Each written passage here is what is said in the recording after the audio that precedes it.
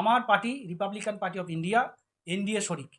আমার পার্টিতে আসলে তার কোনো ভয় নেই। আমার পার্টিতে আসলে স্বচ্ছভাবে সংবিধানের জয় যদি সে বলতে পারে। আগামী 24শে জুলাই ধর্মতলাতে এক মহাসমাবেশের আয়োজন করা হবে। কিন্তু এখন আমাদের টার্গেট বাংলায় দ্বিতীয় স্থান দখল করা।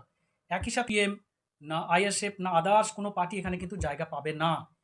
আমার রিপাবলিকান পার্টি অফ ইন্ডিয়াতে যদি আসে, সবাই এখানে তারা সুস্থভাবে জীবনযাপন করবে হবে তাদের। এবং সেখানে কেন্দ্রীয় মন্ত্রী, রিপাবলিকান পার্টি অফ ইন্ডিয়ার সর্বভারতীয় সভাপতি মাননীয় রামদাসজি আঠওলে সাহেব থাকবেন।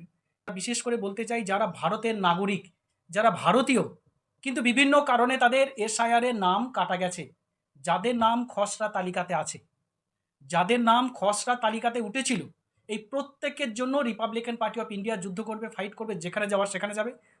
দেখুন, রিপাবলিকান পার্টি অফ ইন্ডিয়ায় আমি 2017 সালে যোগদান করেছি। এবার আমার একটা পরিচয় আপনারা জানেন হয়তো, আমি তৃণমূল কংগ্রেসের হয়ে বিভিন্ন টিভি চ্যানেলে বলতাম। তো সেই হিসেবে আমি একজন সমর্থক হিসেবে যেতাম। তো সেই হিসেবে আমি কোনো দলীয় পদে তৃণমূল কংগ্রেসে কখনোই ছিলাম না।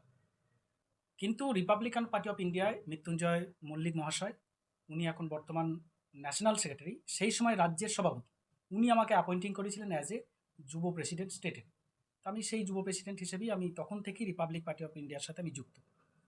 এখন আমরা আগামী 24শে জুলাই যে অনুষ্ঠানটা করতে চলেছি, আমি ব্যক্তিগতভাবে মনে করি এই মুহূর্তে পশ্চিমবঙ্গের রাজনীতিতে রিপাবলিকান পার্টি অফ ইন্ডিয়ার একটা বিরাট ভূমিকা।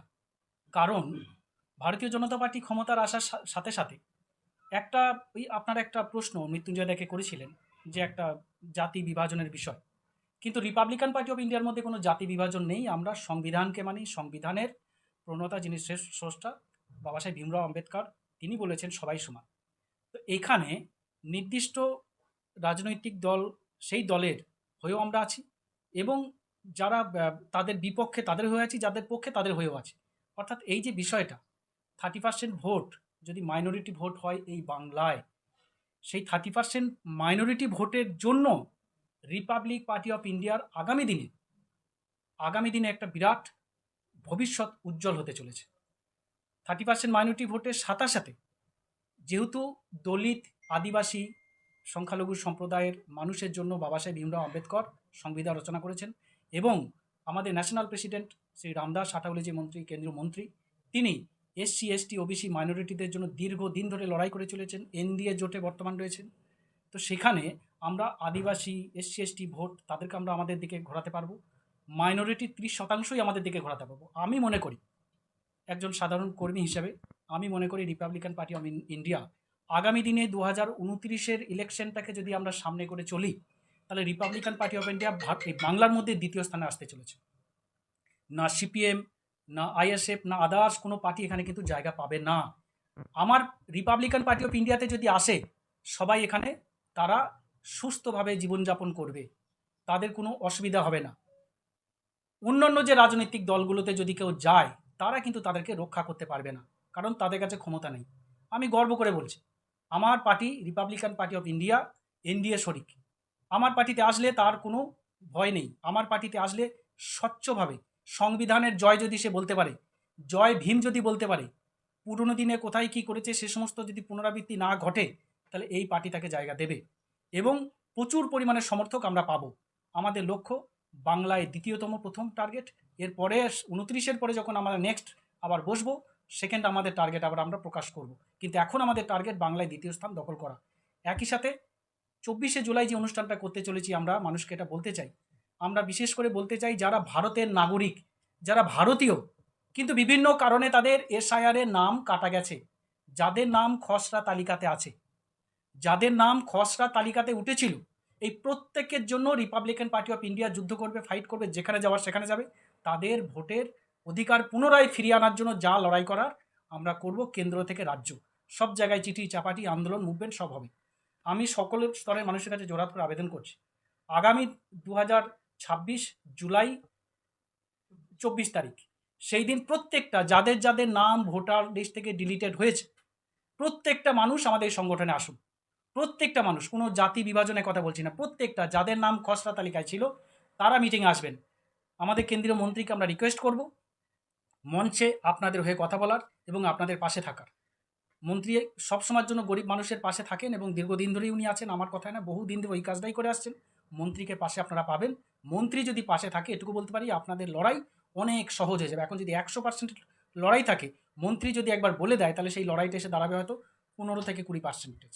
অর্থাৎ এই লড়াইটা আরও সফল হবে। আপনাদের ভোটের অধিকার থেকে আপনারা বঞ্চিত হবেন না। প্রত্যেকটা মানুষ যাদের নাম খসড়া তালিকায় ছিল, এই ভিডিও যারা এখন দেখছেন, যে যেখানেই থাকুন, একত্রিত হন, নিজেদের মধ্যে ফোনে আলাপ করুন। 24 তারিখে আপনারা প্রত্যেকে আসুন এবং এই যদি আপনাদের কোনো যোগাযোগের বিষয় থাকে, তাহলে আমার নাম্বার আপনাদের এই সাংবাদিক বন্ধুদের যেখান থেকে দেখছেন সেখানে পাবেন। কমেন্টস বক্সে লিখবেন, আমি নাম্বার আপনাদের পাঠিয়ে দেবো। প্রত্যেকে 24 তারিখে প্রত্যেকে আসার জন্য আহ্বান জানাচ্ছি। প্রত্যেকে আপনারা ভিড় জমান, মানুষ আসুক। 25,000 নয়, ওটা আমরা যাতে 40,000 50,000 পর্যন্ত আমরা লোকের একটা জমায়েত করতে পারি, সেটা আমরা টার্গেট করছি। ওই দিন আমরা কলকাতার রাস্তাঘাটকে স্তব্ধ করে দেবো। জয় ভীম। জয়। ভারতের সংবিধানের প্রণেতা বাবা সাহেব ডক্টর বি আর আম্বেদকর প্রতিষ্ঠিত শিডিউল কাস্ট ফেডারেশন, এই বাবা সাহেব আম্বেদকর প্রতিষ্ঠিত রিপাবলিকান পার্টি অফ ইন্ডিয়ার সর্বভারতীয় সভাপতি এবং এনডিএর শরিক কেন্দ্রীয় মন্ত্রী ডক্টর রামদাস আঠবলেজির নেতৃত্বে গোটা দেশ জুড়ে আন্দোলন চলছে এবং আজকে তারই নির্দেশে আমাদের আজকের এই সম্মেলনের আহ্বায়ক মাননীয় রাজু ঘোষ মহোদয়ের উদ্যোগে আজকে আমাদের কর্মী সম্মেলন। এই কর্মী সম্মেলন আমরা মূলত ডেকেছি যে আগামী 24শে জুলাই ধর্মতলাতে এক মহাসমাবেশের আয়োজন করা হবে এবং সেই বিষয়ে আজকের যিনি কনভেনার এই মিটিংয়ের মাননীয় রাজু ঘোষ মহোদয়ের সঙ্গে কেন্দ্রীয় মন্ত্রী ডক্টর রামদাস আঠওয়ালেজির নির্দেশে তিনি এই মিটিং ডেকেছেন, আমাদেরকেও আহ্বান করেছেন, আমরা এসেছি এবং আগামী 24শে জুলাই যে মহাসমাবেশ আমাদের ধর্মতলাতে হবে, সেই সমাবেশ কিভাবে সমাবেশকে সফল করা যায় সেই উদ্দেশ্যে আজকে মূলত পশ্চিমবাংলার সমস্ত জেলা থেকে কর্মকর্তা কার্যকর্তা নেতৃত্বকে এখানে আহ্বান করা হয়েছে, তারা ছিলেন। ফলে সেখানে একটা রূপরেখা তৈরি করা হয়েছে যে কম করে 25,000 লোকের একটা সমাবেশ আগামী 24শে জুলাই ধর্মতলার রানী রাসমণি রোডে অনুষ্ঠিত হবে এবং সেখানে কেন্দ্রীয় মন্ত্রী রিপাবলিকান পার্টি অফ ইন্ডিয়ার সর্বভারতীয় সভাপতি মাননীয় রামদাসজি আঠওলে সাহেব থাকবেন এবং তিনি এখানে কাদের কাদের আমন্ত্রণ করবেন তার নির্দেশে রাজ্য সরকারের পক্ষ থেকে কাদেরকে আমন্ত্রণ করা হবে সেটা মাননীয় রামদাসজি আঠওলেজি সাহেবের সাথে পরামর্শ করে তার নির্দেশে সেগুলো আমরা আগামী দিনে আপনাদেরকে জানাতে পারবো। আমরা যেহেতু রিপাবলিকান পার্টি অফ ইন্ডিয়া 2012 সাল থেকে এনডিএর শরিক দল হিসেবে আমরা কাজ করছি গোটা দেশ জুড়ে। মহারাষ্ট্রে আমাদের গত নির্বাচনে, কর্পোরেশন নির্বাচনে, সেখানে এই এনডিএর পার্টনার হিসাবে আমরা লড়াই করেছি। গোটা ভারতবর্ষে এবং পশ্চিমবাংলাতেও রিপাবলিকান পার্টি অফ ইন্ডিয়া এখানে প্রার্থী দেয়নি, এখানে এই এনডিএর শরিক হিসাবে ভারতীয় জনতা পার্টির সমস্ত ক্যান্ডিডেটদের সমর্থন দিয়েছেন। ফলে সেই কারণে মূলত আগামী 24শে জুলাই সমাবেশকে সামনে রেখেই আজকের এই আমাদের কর্মী সম্মেলন। আমাদের বিষয় যেহেতু বাবা সাহেব আম্বেদকর ভারতের সংবিধানে প্রত্যেকটি ধর্মের, বর্ণের, লিঙ্গের মানুষের সমান অধিকার দিয়েছেন। ফলে যেহেতু আমরা রিপাবলিকান পার্টি অফ ইন্ডিয়া দীর্ঘদিন আমরা নির্বাচনে প্রাককালে আমাদের সেরকম প্রোগ্রাম আমরা নিইনি এবং তার আগেও আমরা নিইনি যেহেতু নির্বাচন চলছিল। ফলে সেই কারণে এটা আমাদের রুটিন সমাবেশ আমরা প্রায়ই আমরা করে থাকি, মূলত বাংলার মানুষকে ভারতের সংবিধানের মৌলিক অধিকার হিসাবে তাদেরকে সচেতন করার লক্ষ্যেই আমাদের এই সমাবেশ।